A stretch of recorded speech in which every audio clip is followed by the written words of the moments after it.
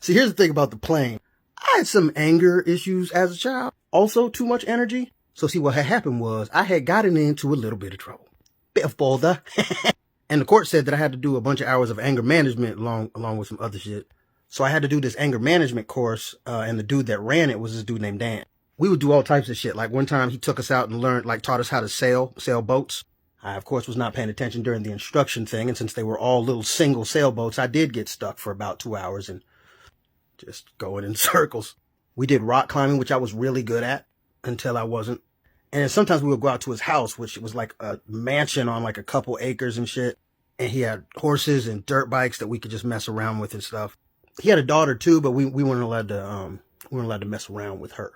So it was like 6 or 7 of us in the group, and it was like ages 13 to like 16.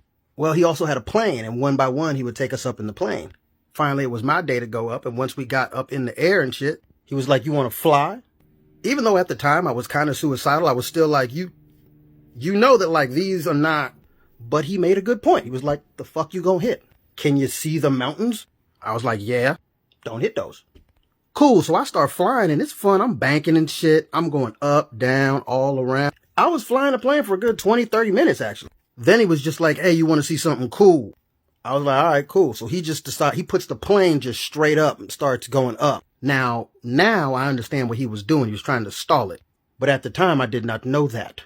I don't know if you've ever been in a plane that's stalled before, but it is not like it's in the movies where it just softly, oh. No, that bitch drops quick.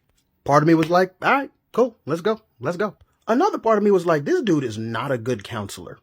I think he may have gotten a little nervous because I never screamed or yelled. I was smiling. I wasn't smiling because of the death. I was smiling because speed is soothing to me and we were going fast. Roller coasters relax me. I realize I'm weird. Anyway, he pulls it out and he's like, "Yeah, that was a stall." And I was like, "That's pretty cool."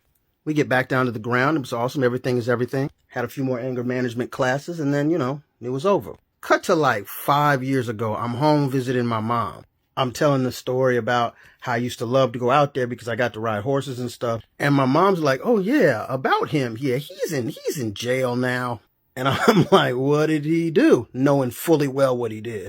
And she's like, "Yeah, he did some things with some kids."